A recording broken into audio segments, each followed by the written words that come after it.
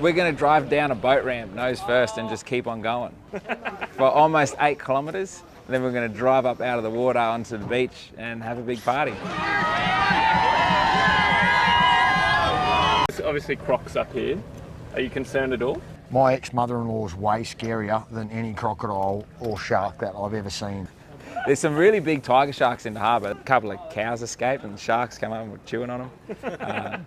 We're in beautiful sunny Darwin today for a very, very special event. You can see behind me there's a boat on the water, and under that boat is an FJ45 Landcruiser, and it is going to attempt to cross the Darwin Harbour today, which is 7 kilometres long and 30 metres deep. This crossing was attempted 40 years ago by a combustion car, and unfortunately it didn't make it, but it is a bit of Darwin folklore. Today they're going to attempt it in an electric car. In this video we're going to cover the crossing itself and some of the logistical challenges the teams faced, as well as our journey to get here and some exclusive interviews with the team behind the world record. The 7-kilometre stretch of water which the Landcruiser is going to drive under spans from Mandorah to Mindle Beach, and the team only have one opportunity this year to attempt it due to Darwin's large tidal movements. Darwin can have up to 8-metre tides, and today, July 29, 2023, the tide will only change by a metre, which means the current will be weak enough to allow the Mudcrab Landcruiser to cross. The route is through a shipping channel, so the team has a limited amount of time to complete the drive before they have to pull the pin and let the ships go back to normal. There is a full series coming to the streaming services. That series is going to be released at a later date, and we'll keep you informed if you follow me on the social channels. This Landcruiser has been pieced together all over the country, and Laurie and I from LCS down in Victoria have had a small part to play, and you'll see that in this video. We did some express cutting for the boys. We're rewinding a few days now to where our journey began in Melbourne. The guys just put 37 or 40-inch treps on the Mudcrab, and their tyres are scrubbing out real bad. We're going to make them some dirty, large shackles here, put them in the backpack and go to Darwin, mate. Express parts. Is this a typical LCS service? We'll do it any day, mate. Yeah. We strive to deliver here. Yep. These are the shackles that we made for the guys a few weeks ago. So Luke's saying that they need a little bit of extra height in the vehicle. So 185 was the magic number. Cool. I reckon we'll put an extra bolt and an extra clutch tube in there. Yeah, they're going to twist, so we'll try and stiffen them up a bit.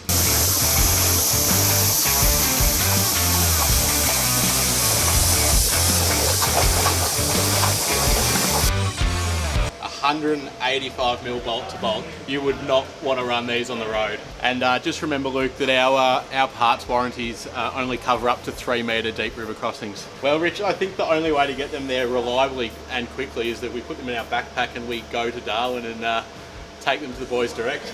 Sounds like we're in for an adventure, mate. Let's go. There you go. A couple of shackles, redistribute the weight.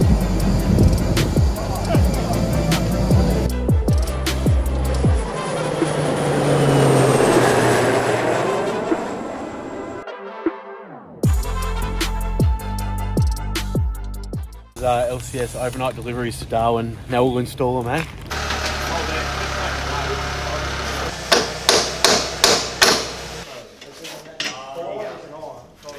These are the shackles we made down at LCS, but now we've got these big 37s on it. We chopped some slightly larger shackles, try and give it a little bit more height.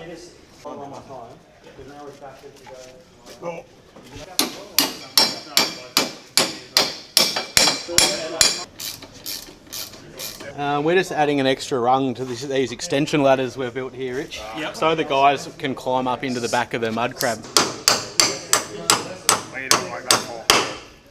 So Rich, when you hit it in like that, you the threads just enough that you don't actually need nylox.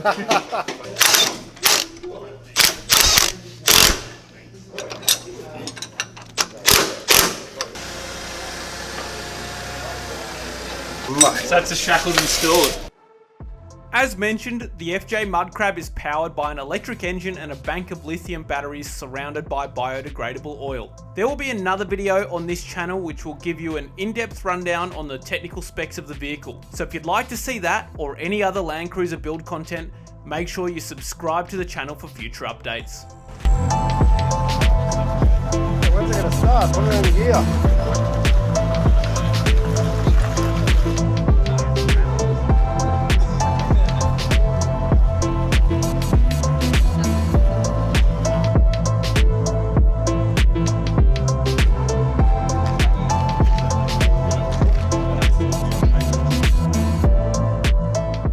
We're going to drive down a boat ramp nose first and just keep on going for almost 8 kilometres. Then we're going to drive up out of the water onto the beach and have a big party. It probably looks like a really well crafted idea now, it's at the end, but it's one of those things we just sort of made it up as we went. So when I was a kid, I grew up in Darwin, and it was like really well known story of the guys that had tried to drive under Darwin Harbour, but it was always like, is that real? Did a bit of research. I did a little bit of looking around online, and when we realised, you know, it's going to be 40 years almost to the day that they did their crossing, we're like, yeah, we've got to give it a crack. It became one of those things, like started telling people that we were going to try and do it, and then you kind of have to stick to your word, and it's been 6 months of hard work since then.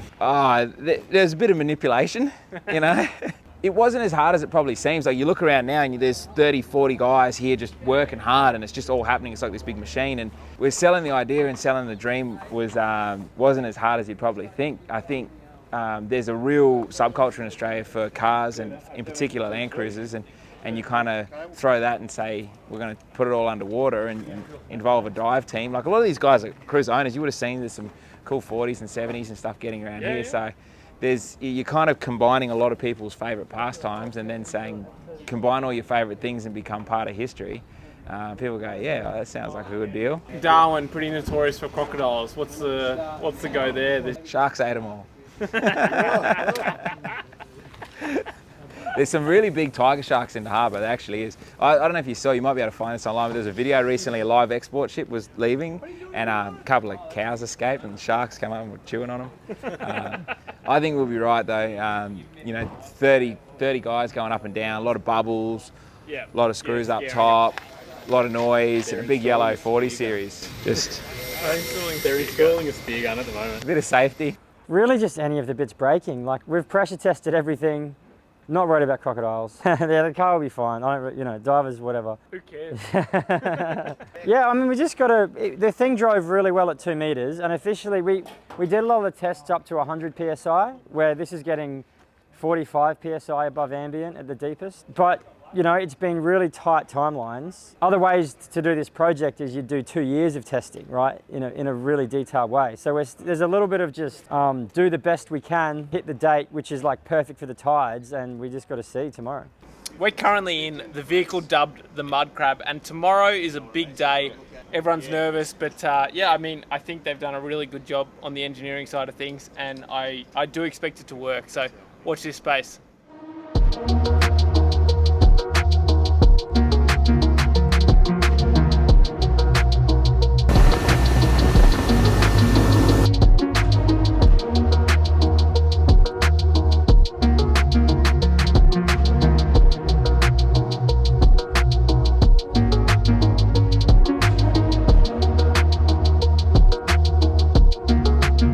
I mean, we're setting a world record today. How do you feel about it? I'm pretty excited. It's just another day at the office, really. I'm pumped. I don't think anything's going to go wrong. You know why it might be the day? It's because of the enormous support we've had. Yeah, not wrong. All the other people and the engineers that have supported this project from the start. Conditions are perfect. Oh, Couldn't ask for a better day. Like, I reckon if they had a day like this 40 years ago, they might have had a different result. yeah. When talking to Tim, it was just blowing its ring off. Yeah, we nearly got a glass out. Absolutely no wind at all. Yeah, it's unreal. And visibility is like already at 6 metres. Yeah, It is. we It's couldn't ask better. for a better day. No. Mechanical failure for me is the only thing that's going to let us down. I think, you know, everyone involved has really given it their best and put their all into it, and if something goes wrong, it'll be something simple, but you never know, we might just crawl out the other side. There's obviously crocs up here. Are you concerned at all? My ex-mother-in-law is way scarier than any crocodile or shark that I've ever seen, so like, compared to hanging out with that lady, this will be a walk in the park. We should actually have a bet on that. I'm going with 2 hours? No, I'm going to say 4 1/4. You think that's 4 1/4? Yeah, I reckon 4 hours. All right, so we're 15 minutes apart. Yeah, 15 minutes apart. Righto.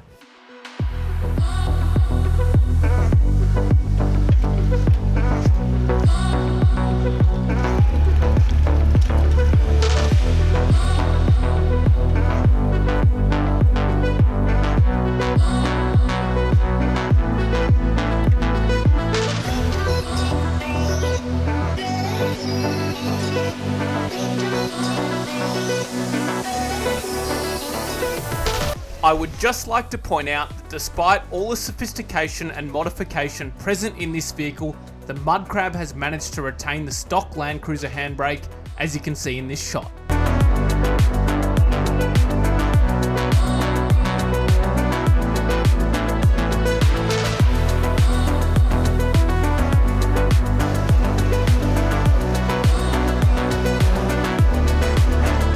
So we've just connected a data cable from this to the control boat, so it'll be able to monitor engine speed, RPM, battery power usage. Typical, probably monitor some of the diagnostic programs that are already hard built into the electrical system on this. Come on, Lloyd. And also they're going to be monitoring our sonar and our GPS signal also. So I think they're just setting up that last protocol between the two devices. And we should be able to get off the beach.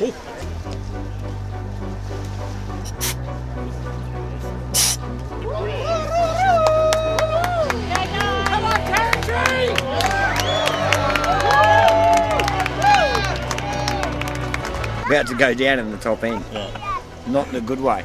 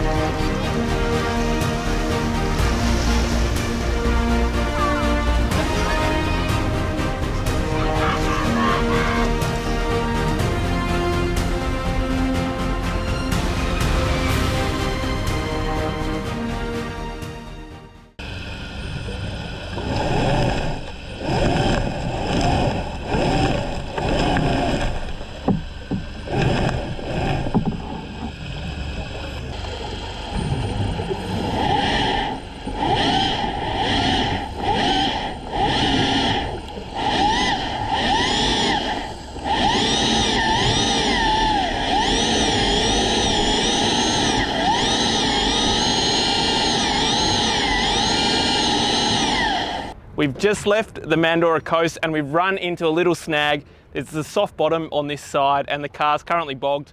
I have complete faith in the boys. They're salvage experts, so we shouldn't be held up for too long. The Mudcrab has to deal with treacherous terrain at the bottom of the ocean today, and despite its extra clearance, instantaneous torque and burly tyres, which are filled with water by the way to stop it from floating up to the surface, it is stuck in the soft silty mud. Not to worry though, you can see the team have thought ahead and fitted non-standard recovery points so the lift bags can be attached, which allows the vehicle to float upward and out of the mud, and then it can be dragged for a few meters until there's firmer ground where it can safely be put back on the ocean floor. Here you can see the lift bags being fitted to the vehicle, which are filled with air. There are problems with these as well, like if you fill them with too much air then the vehicle floats up too fast, so it's not quite as easy as it seems.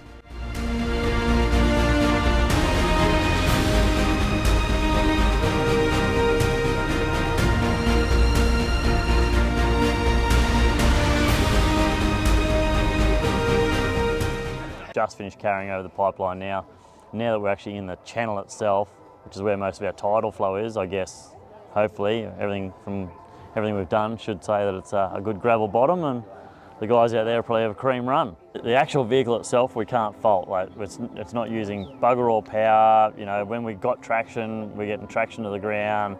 And when it actually does start running, we're actually doing more than what we thought. We're doing up sort of around 1.8 knots there at one point. There was one point there where Trav took off and everyone else was just bugger eyes around the boat, and we're feeding the cable out and we're like, only had 2 metres left. We're like, go, go, go. But yeah, other than that, the car is doing its job. I mean, it's been down for 3 hours and there's just no sign of water ingress and there's no sign of failure. 6 hours to go. 6 hours? I hope not. We've got to be out of the shipping channel by 4, so they're on a bit of a time clock now.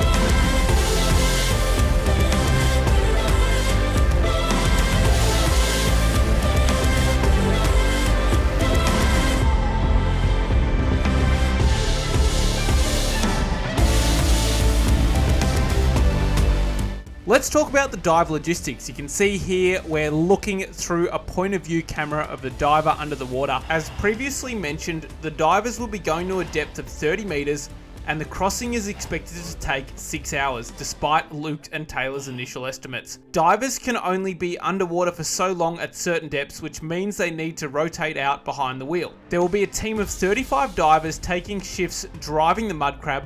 Some drivers will be swimming down as other divers are coming up. It is expected that there will be 50 shifts in total and some divers will have to go down more than once. On the shallower sections, scuba gear will be used, and the deeper dives in the middle will have surface supply air, which runs into a face mask that also has communications and lights. Despite the near perfect conditions today, there is limited visibility at these depths, which makes it close to impossible for the divers to see more than a few meters ahead of them. The divers have a compass on the dash and the boat will be relaying directions via comms as well.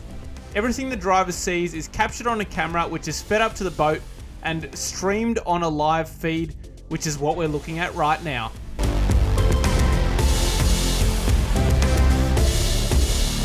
More than halfway now and we're through the deepest part.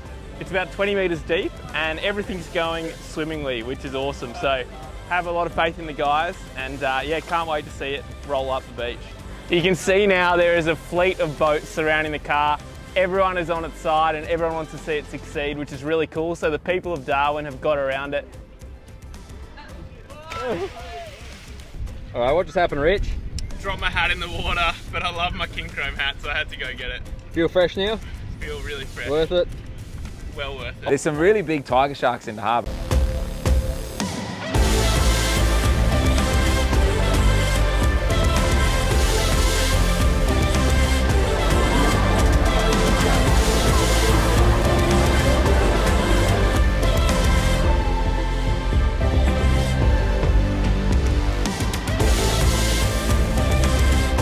The sun is setting over beautiful Mindle Beach and the car is getting really close to the finish now. We are ecstatic that our lockers didn't fail and all the parts that we did have worked so far on the car. I think they've got another K to go. It looks like they'll be coming in at night at this stage. The atmosphere here is absolutely electrifying. You can see here all the Darwin locals out and it's just a really cool thing to be a part of. We're about to witness history. The car is about to exit over the Mindle Beach side, which is pretty bloody awesome. Got a huge crowd out on the beach and you can see everyone is just waiting in the croc-infested water. Welcome to Darwin. Oh, really? You had to say that.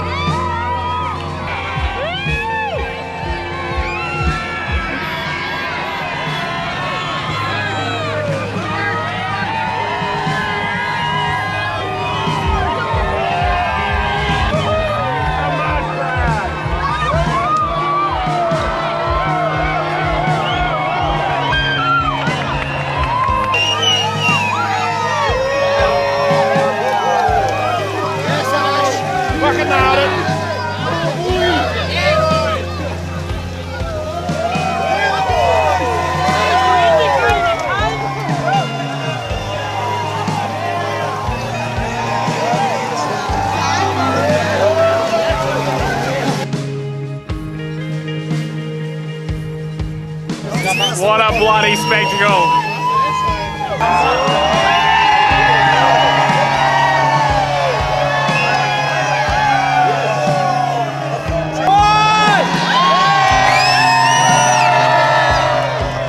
We've just witnessed history here in Darwin tonight, and it is an amazing effort to break a world record. Not everyone can do it, and genuinely my hat goes off to everyone involved in this project. The team is unbelievably dedicated to get something like this done, and yeah, it's really, really cool to see it come out on the other side.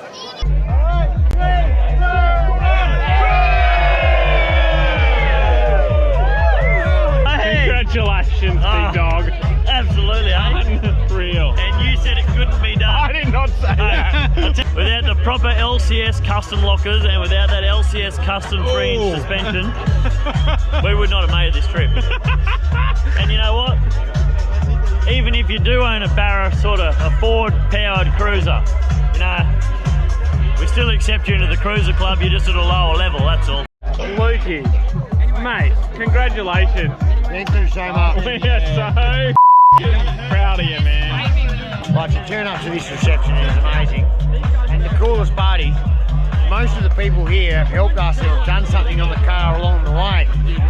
No. Like you and Laurie, you know, like that's cool. And I love that about this project. It's like everyone that we've helped and met and they've come and helped us out, we've done filming with, is here. It's actually incredible. Who drives around the country asking people to do things for them, and then they all turn up at the end for the big party? Currently at the after party, and I don't even know what to say. Like, I'm just blown away. Mate, what an incredible thing to be a part of. We'll never witness this again in our lives, and yeah, like, we're just cherishing the moment. So apologies if we don't film too much, but cheers, mate.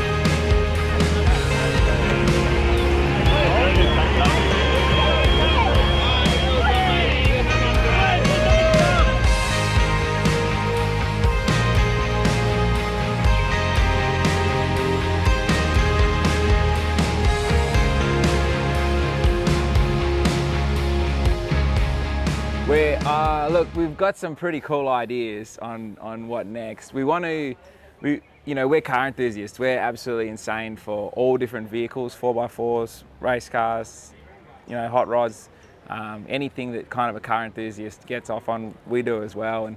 And so I got this sort of list of crazy ideas that I want to pursue using different cult cars to sort of crack different obscure records, primarily here in Australia. In the making of this vehicle, we've done 4 one-hour episodes that will come out on Binge and on the A&E network in Australia. Through those 4 hours, we tell the history of Landcruiser in Australia. How did the vehicle get here? Why did it come out here? And how did it become such an icon? Yeah, the final episode's all about the crossing, and the first 3 episodes is more about the adventure that created the beast. Keep tabs on cultcars.com.au, and we'll keep doing some updates there. We've got a YouTube channel, Cult Cars, and you know, we've got a few socials and stuff like that, so we'll keep everyone up to date there, and we should hopefully have the series out early 2024 for everyone to see kind of the whole story behind the creation of this thing. That brings us to the end of a very, very special video.